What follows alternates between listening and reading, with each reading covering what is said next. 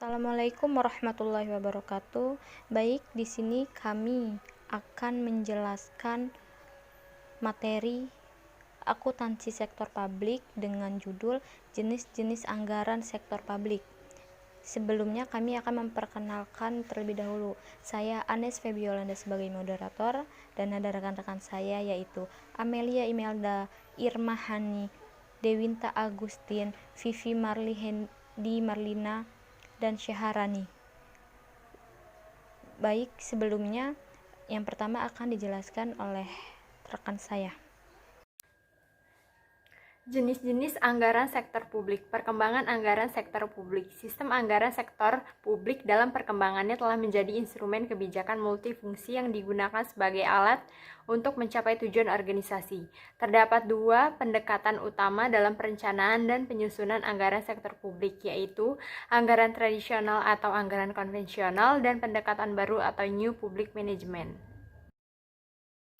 Assalamualaikum warahmatullahi wabarakatuh. Di sini saya akan menjelaskan tentang anggaran tradisional. Anggaran tradisional memiliki ciri-ciri berikut. Yang pertama itu cara penyusunan anggaran didasarkan atas pendekatan inkrementalis. Yang kedua yaitu struktur dan susunan anggaran bersifat line item. Yang ketiga yaitu cenderung sentralis. Yang keempat itu bersifat spesifikasi. Yang kelima yaitu tahunan, dan yang terakhir yaitu menggunakan prinsip anggaran bruto. Selanjutnya saya akan menjelaskan tentang kelemahan dari anggaran tradisional. Yang pertama yaitu hubungan tidak memadai atau terputus antara anggaran tahunan dan rencana pembangunan jangka panjang. Yang kedua yaitu pendekatan inskrimental menyebabkan sejumlah besar pengeluaran tidak pernah diteliti secara menyeluruh efektivitasnya. Yang ketiga yaitu lebih berorientasi pada input daripada output. Yang keempat yaitu sekat-sekat antar departemen yang kaku membuat tujuan nasional secara keseluruhan sulit dicapai. Yang kelima yaitu proses anggaran terpisah untuk pengeluaran rutin dan pengeluaran modal atau investasi. Yang keenam yaitu anggaran tradisional bersifat tahunan. Yang ketujuh yaitu sentralisasi menyiapkan anggaran ditambah dengan informasi yang tidak memadai menyebabkan kelemahnya perencanaan anggaran. Yang kedelapan yaitu persetujuan anggaran yang terlambat, dan yang terakhir yaitu aliran informasi yang tidak memadai. 3. Anggaran publik dengan pendekatan NPM atau New Public Management. Era New Public Management mulai dikenal tahun 1980-an, berfokus pada kinerja organisasi bukan pada kebijakan. Salah satu model pemerintahannya adalah model pemerintahan yang diajukan oleh Obsorne dan Gablier 1992 yang tertuang dalam pemandangan Reinventing Government, perspektif baru pemerintahannya. Yang pertama, pemerintahan katalis. Fokus pada pemberian pengarahan bukan produksi pelayanan publik. Yang kedua, pemerintah milik masyarakat, memberdayakan masyarakat daripada melayani. Pemerintah memberikan wewenang kepada masyarakat. Yang ketiga, pemerintah yang kompetitif, menyuntikkan semangat kompetisi dalam pemberian pelayanan publik. Kompetisi adalah salah satu cara untuk menghemat biaya sekaligus meningkatkan kualitas pelayanan. Yang keempat, pemerintah yang digerakkan oleh misi, mengubah organisasi yang digerakkan oleh peraturan menjadi organisasi yang digerakkan oleh misi. Yang kelima, pemerintah yang berorientasi hasil, membiayai hasil bukan masukan. Yang keenam, pemerintah berorientasi pada pelanggan, memenuhi kebutuhan pelanggan birokrasi.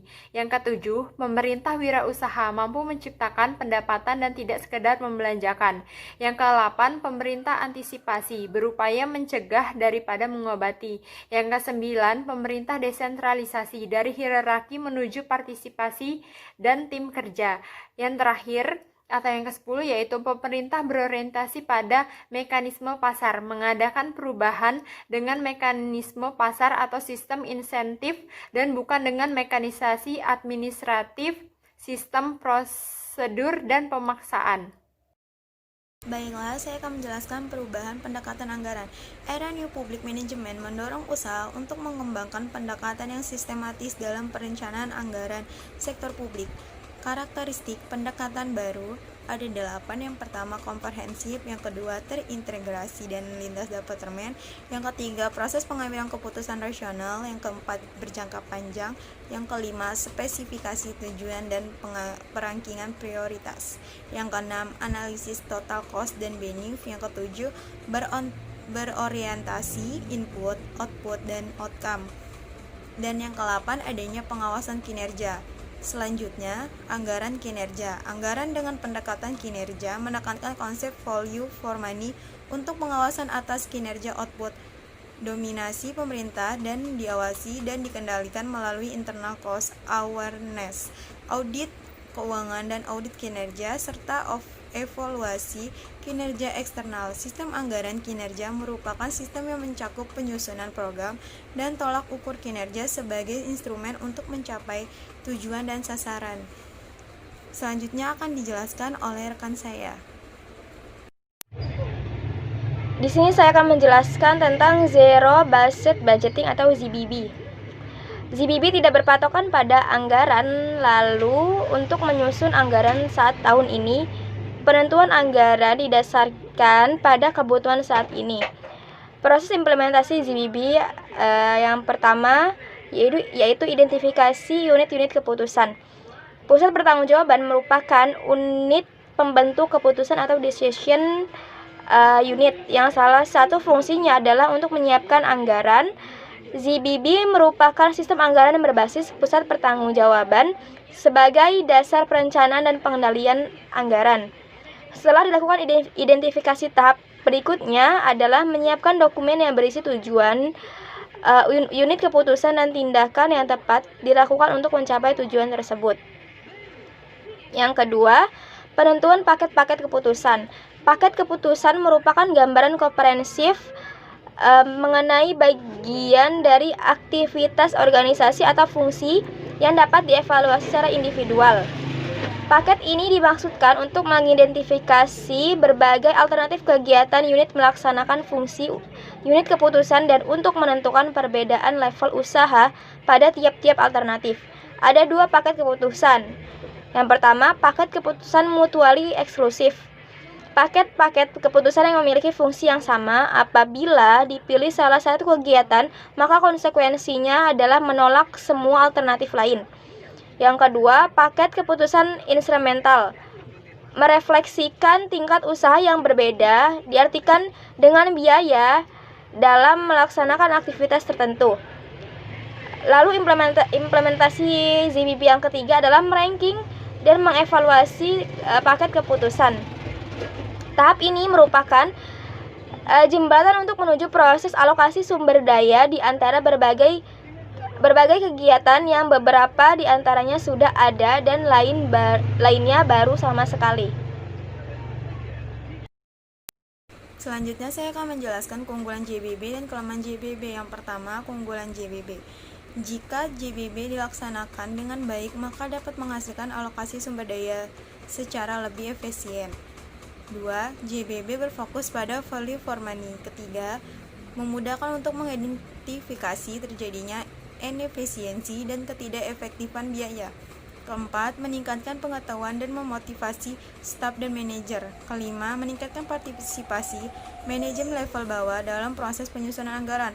Keenam, merupakan cara yang sistematik untuk penggeseran status QUO dan mendorong organisasi untuk selalu menguji alternatif aktivitas dan pola perilaku biaya dan serta tingkat pengeluaran.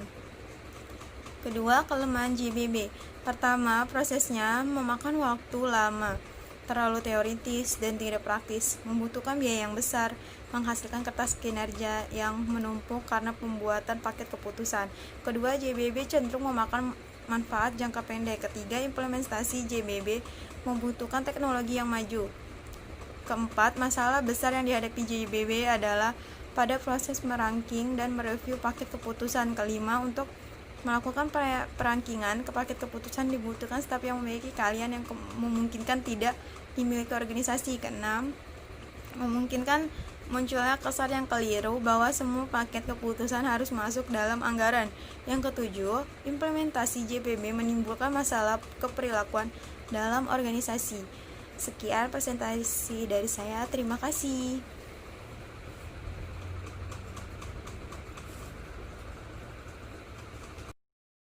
Baik, di sini saya akan menjelaskan tentang planning, programming, and budgeting system atau dengan istilah PPBS.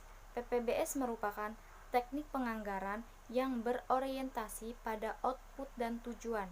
Penekanan utamanya adalah alokasi sumber daya berdasarkan analisis ekonomi. Proses implementasi PPBS. Yang pertama, langkah-langkah implementasi PPBS yaitu menentukan tujuan umum organisasi dan tujuan unit organisasi dengan jelas. Yang kedua, mengidentifikasi program-program dan kegiatan untuk mencapai tujuan yang telah ditetapkan. Yang ketiga, mengevaluasi berbagai alternatif program dengan menghitung cost benefit dari masing-masing program. Yang keempat, pemilihan program yang memiliki manfaat besar dengan biaya yang kecil. Dan yang terakhir, alokasi sumber daya ke masing-masing program yang dituju. Karakteristik PPBS yaitu yang pertama, berfokus pada tujuan aktivitas program untuk mencapai tujuan. Yang kedua, secara eksplisit menjelaskan implikasi terhadap tahun anggaran yang akan datang karena PPBS berorientasi pada masa depan. Yang ketiga, mempertimbangkan semua biaya yang terjadi. Yang keempat, dilakukan analisis secara sistematik atas berbagai alternatif program.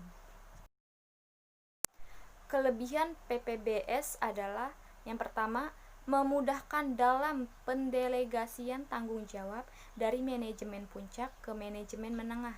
Yang kedua, dalam jangka panjang dapat mengurangi beban kerja. Yang ketiga, memperbaiki kualitas pelayanan melalui pendekatan sadar biaya dalam perencanaan program. Yang keempat, lintas departemen sehingga dapat meningkatkan komunikasi, koordinasi, dan kerjasama antar departemen. Yang kelima, menghilangkan program yang overlapping atau bertentangan dengan pencapaian tujuan organisasi. Dan yang terakhir, PPBS menggunakan teori marginal utility sehingga mendorong alokasi sumber daya secara optimal. Kelemahan PPBS ada 6, yaitu yang pertama, PPBS membutuhkan sistem informasi yang canggih, ketersediaan data, adanya sistem pengukuran dan staf yang memiliki kapabilitas tinggi. Yang kedua, implementasi PPBS membutuhkan biaya yang besar karena PPBS membutuhkan teknologi yang canggih. Yang ketiga, PPBS bagus secara teori namun sulit diimplementasikan. Yang keempat, PPBS mengabaikan realita politik dan realitas organisasi sebagai kumpulan manusia yang kompleks. Yang kelima, PPBS merupakan teknik anggaran yang statistikalis oriented. Di sini saya akan menjelaskan masalah utama penggunaan ZBB dan PPBS. Yang pertama, bounded rationality, keterbatasan dalam menganalisis semua alternatif untuk melakukan aktivitas. Yang kedua, kurangnya data untuk membandingkan semua alternatif, terutama untuk mengukur output. Yang ketiga, masalah ketidakpastian sumber daya, pola kebutuhan di masa depan, perubahan politik dan ekonomi. Yang keempat, pelaksanaan teknik tersebut menimbulkan beban pekerjaan yang sangat berat. Yang kelima, kesulitan dalam menentukan tujuan dan perankingan program, terutama ketika terdapat pertentangan kepentingan. Keenam, seringkali tidak memungkinkan untuk melakukan perubahan program secara cepat dan tepat. Yang ketujuh, terdapat hambatan birokrasi dan perlawanan politik yang besar untuk berubah. Yang ke-8, pelaksanaan teknik tersebut sering tidak sesuai dengan pengambilan keputusan politik. Yang ke-9, pada akhirnya pemerintah beroperasi dalam dunia dan yang rasional. Sekian yang dapat saya sampaikan. Terima kasih. Terima kasih kepada teman-teman yang sudah menjelaskan materinya dan semoga materi yang sudah kami bahas bisa bermanfaat bagi kita semua. Saya akhiri, wassalamualaikum warahmatullahi wabarakatuh.